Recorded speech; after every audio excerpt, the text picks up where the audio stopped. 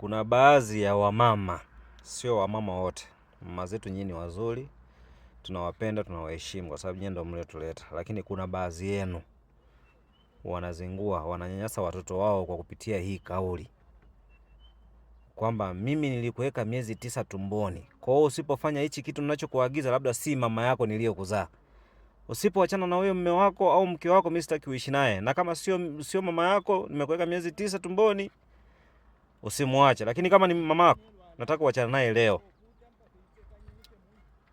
Yaani sababu zako binafsi unaziingiza kwenye masuala ya mtoto wako na kuanza kumnyanyasa eti kwa sababu ulimweka tumboni miezi 9.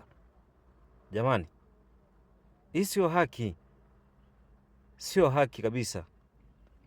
Kuna mambo mengine mama zetu, sio mambo yote nitakiwa tuwasikilize. Kuna mambo mengine yanatakiwa tushauriane. Kama haiwezekani basi, na ikiwezekana sawa. Lakini usitumie kigezo cha kuniweka mimi tumboni kwako miezi 9 ndio chukulie ndo chanzo cha kwanza kuninyanyasa mimi.